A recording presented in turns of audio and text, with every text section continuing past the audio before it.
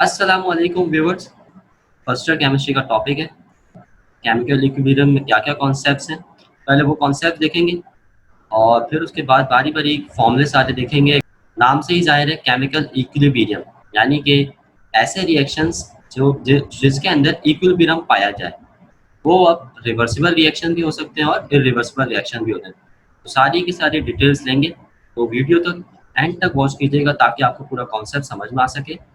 Chemical equilibrium में हमारे पास जो टॉपिक है वो है reversible and irreversible reaction, law of mass action, equilibrium constant जिसे रिप्रेजेंट किया जाता है K subscript C, application of equilibrium constant K subscript C, the relation between K C and K P.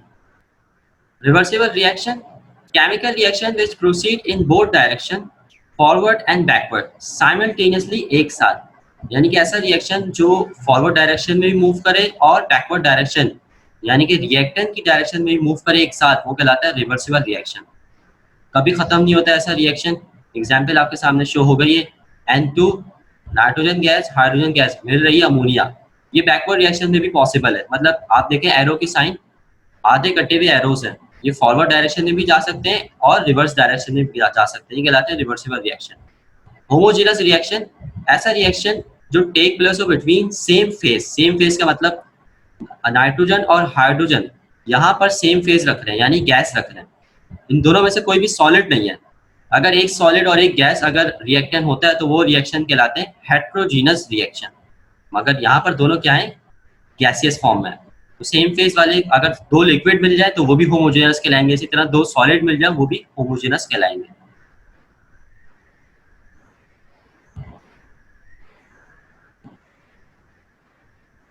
Irreversible reaction, chemical reaction which proceed to completion in one direction only, जो एक direction में जाए। In irreversible reaction reactant are completely convert into product into a certain interval of time। यानी कि जो भी reactant होता है हमारे पास, आप देखें एक एरो शो हो रहा है, इसका मतलब वापस नहीं हो सकता ये रिएक्शन। मतलब प्रोडक्ट वापस रिएक्टेंट में कन्वर्ट नहीं हो सकता।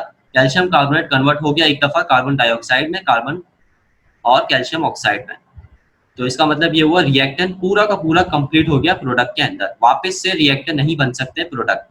तो ये कहलाते हैं irreversible reaction. Law of mass action, the rate at which a substance या कोई भी मैटर रिएक्ट करे वो डायरेक्टली प्रोपोर्शनल है उसके एक्टिव मास से। रिएक्टेंट का यहाँ पर जो मास होता है या जो मोल्स होते हैं वो कहलाता है एक्टिव मास। यानी कि किसी भी रिएक्शन का रेट डायरेक्टली प्रोपोर्शनल है रिएक्टेंट के। जो भी रिएक्टेंट होते हैं रिएक्शंस के अंदर, एक रिएक्टेंट होते हैं एक प्रोडक्ट होते हैं। The rate of reaction directly proportional है product of the active masses of the reactant के। एक आपके पास रिवर्सिबल रिएक्शन हमारे पास आ गया, A प्लस बी दो रिएक्टेंट है, सी डी हमारे पास प्रोडक्ट है। इक्विलिब्रियम कांस्टेंट, केमिकल रिएक्शन के दौरान एक ऐसी स्टेज आती है कि जब रिएक्शन इक्विलिब्रियम पे पहुंच जाता है, तो अब उस इक्विलिब्रियम का कोई ना कोई कांस्टेंट होता है, उसे रिप्रेजेंट किया जाता है केसी से। At equilibrium rate of forward reaction becomes equal to the rate of backward reaction. तो ये वाला पॉइंट बहुत दिमाग में रखना है, आपके ईकैट में बड़ा काम आता है ये, एमकैट ईकैट दोनों में। आप देखें ये आपके पास आ गया है रिवर्सिबल रिएक्शन, स्मॉल एच और स्मॉल बी आपके पास शो हो रहा है कि नंबर ऑफ मोल्स कितने हैं रिएक्टेंट और प्रोडक्ट में। फॉर्मूला आ गया केसी का निकालने का। प्रोडक्ट के एक्टिव मासेस ऊपर आते हैं यानी कि नंबर ऑफ मोल्स, और रिएक्टेंट के नीचे आते हैं। तो जो पावर आपको दिख रही है ये इनके साथ में जो नंबर होता है रिएक्टेंट का या प्रोडक्ट का, ये पावर में आ रहा है। तो फॉर्मूला दिमाग में रखना है इक्विलिब्रियम कांस्टेंट का। एप्लीकेशन क्या है इक्विलिब्रियम कांस्टेंट की यानी कि केसी की। पहली है to predict the direction of reaction. KC की वैल्यू की मदद से हम बता सकते हैं कि रिएक्शन फॉरवर्ड डायरेक्शन में मूव करेगा, बैकवर्ड में मूव करेगा, या इक्विलिब्रियम में आ चुका है। तो ये तीन बातें पता चलती है हमें इक्विलिब्रियम कांस्टेंट से। और क्या पता चलता है, एक्सटेंट कितनी जल्दी रिएक्शन होगा, कितना फास्ट होगा, कितना स्लो होगा, मॉडरेट होगा। ये दो बातें हमें पता चलती है किससे, इक्विलिब्रियम कांस्टेंट से। बारी बारी इन दोनों बातों को और मजीद डिटेल में जाते हैं। पहला है to predict the direction of the reaction, KC कैसे मदद देता है। The value of KC is helpful in determining the direction in which a reaction will shift. KC की मदद से हमें पता चलता है रिएक्शन किस जानिब मूव करेगा। उसके लिए हमें सबसे पहले केसी हमारे पास क्या है, इक्विलिब्रियम कांस्टेंट, यानी इक्विलिब्रियम पे रिएक्टेंट और प्रोडक्ट की क्या कंसंट्रेशन है उसका रेशो बताता है। इनिशियल कंसंट्रेशन जो हमारे पास होती है रिएक्टेंट और प्रोडक्ट की, उससे क्या रिलेशन है केसी का, उसके 3 केसेस हमारे पास डिस्कस करते हैं। अच्छा, रेशियो है किसका, product initial concentration divided by reactant की initial concentration. There are 3 possible values of this ratio when it is compared with the value of equilibrium constant यानी कि केसी। पहला केस है हमारे पास, first case, when initial concentration, KCI का मतलब initial concentration यानी कि initial concentration of the product divided by initial concentration of the reactant, अगर बराबर हो जाए इक्विलिब्रियम कंसंट्रेशन के, तो हमारे पास रिएक्शन को के लिए इक्विलिब्रियम आ चुका है, मतलब रिएक्शन में कोई चेंज नहीं चाहिए, क्योंकि इनिशियल कंसंट्रेशन और इक्विलिब्रियम कंसंट्रेशन दोनों आपस में बराबर हो गए, तो रिएक्शन किसी भी डायरेक्शन में शिफ्ट नहीं होगा। There will be no change in the concentration of reactant and product. System हमें ऑलरेडी एट इक्विलिब्रियम। हमारे पास सेकंड केस है,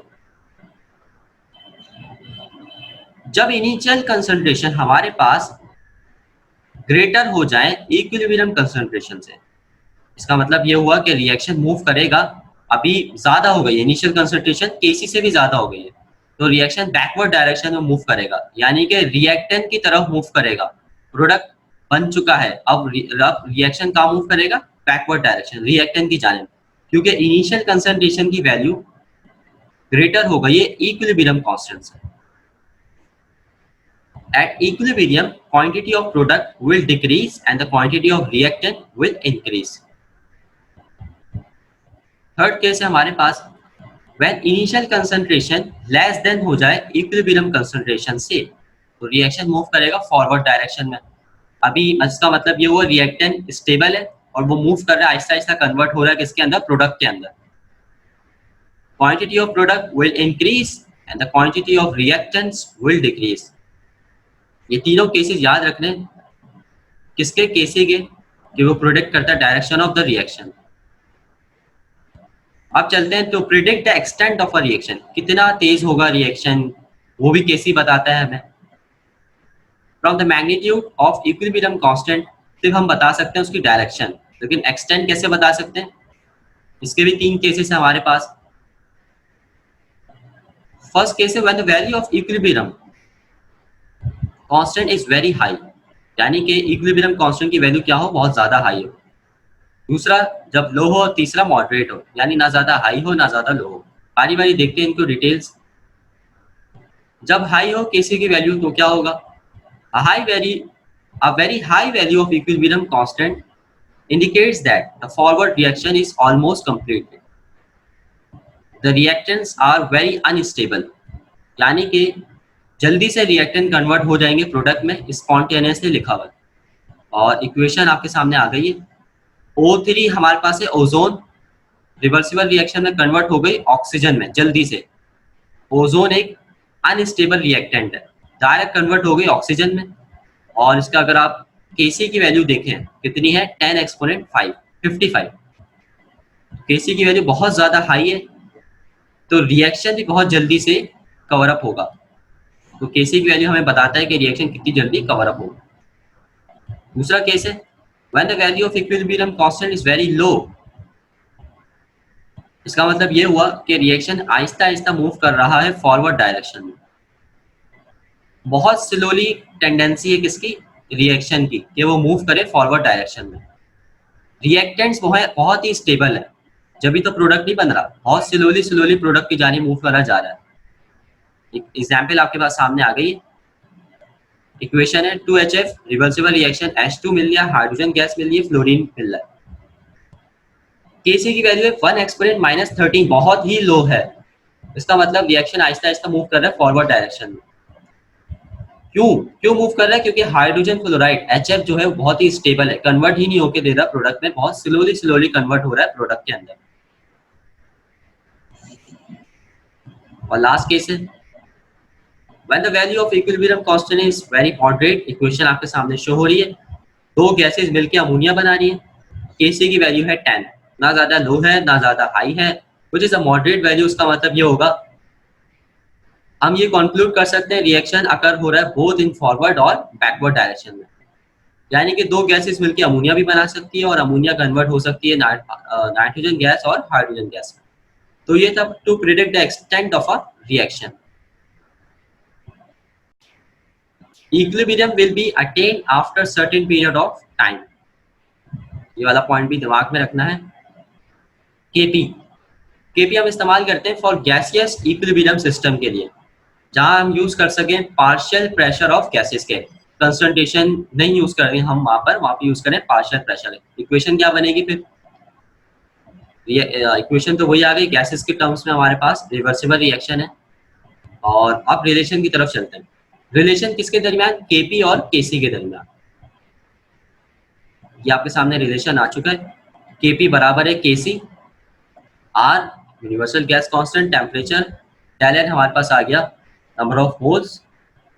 अब इनके दरमियान तीन रिलेशन है जो, या तीन रिजल्ट कह लें, कि जिनसे हमें पता चलता है कि रिएक्शंस और किस जानिब मूव कर सकता है। अगर केपी की वैल्यू बराबर हो जाए केसी के, इसका मतलब ये हुआ वॉल्यूम वाला रिलेशन हमें पता चलेगा रिएक्टेंट्स के दरमियान,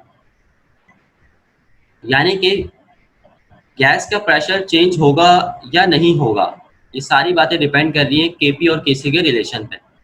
तो अगर केपी की वैल्यू बराबर है केसी के, in this case there is no change in volume. Example आपके सामने मौजूद है।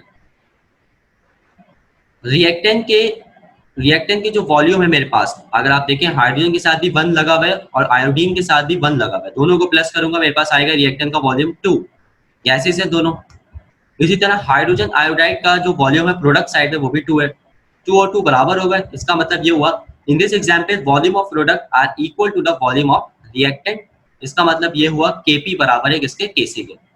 गैसियस साइड आपके पास क्या है? हाइड्रोजन और आयोडाइड। मिल क्या रहा है आपको? हाइड्रोजन आयोडाइड बाइनरी कंपाउंड मिल रहा है जो कि गैस नहीं है। दूसरा केस, अगर केपी की वैल्यू ग्रेटर हो जाए केसी से, इस केस में रिएक्शन अकर होगा with the increase in volume. Example आपके सामने मौजूद है, अमोनिया कन्वर्ट हो रही है नाइट्रोजन गैस और हाइड्रोजन गैस में।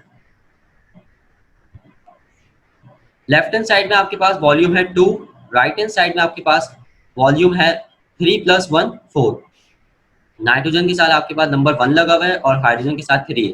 3 + 1 4, 2 इज लेस देन 4। इसका मतलब ये हुआ in this example volume of product are greater than the volume of reactant. और लास्ट केस हमारे पास आ गया if KP is less than KC. इसका इक्वेशन आपके सामने आ गई है। 2 सल्फर डाइऑक्साइड प्लस ऑक्सीजन मिलकर बना रहे हैं सल्फर ट्राइऑक्साइड। इस एग्जाम्पल के अंदर आप देखें लेफ्ट हैंड साइड में आपके पास जो वॉल्यूम है वो है 3 और राइट हैंड साइड में है आपके पास 2। केपी की वैल्यू आपके पास लेस देन है किससे? केसी से। इस एग्जाम्पल में volume of product less than है किससे? वॉल्यूम ऑफ रिएक्टेंट से। तो गैसेज आ रही है आपके पास लेफ्ट हैंड साइड में, राइट हैंड साइड में आपके पास आ रहा है सल्फर ट्राइऑक्साइड। तो यहाँ पर मैं कह सकता हूँ कि रिएक्शन अकर होगा with the decrease in volume. Volume में क्या होगा? डिक्रीज होगा, क्योंकि केपी की वैल्यू किससे कम है? केसी से कम है। तो ये तीन रिलेशन आपको दिमाग के अंदर रखने हैं, जब केपी की वैल्यू बराबर होगी केसी की, जब केपी की वैल्यू ग्रेटर देन होगी केसी से, और जब केपी की वैल्यू हमारे पास लेस देन होगी केसी से।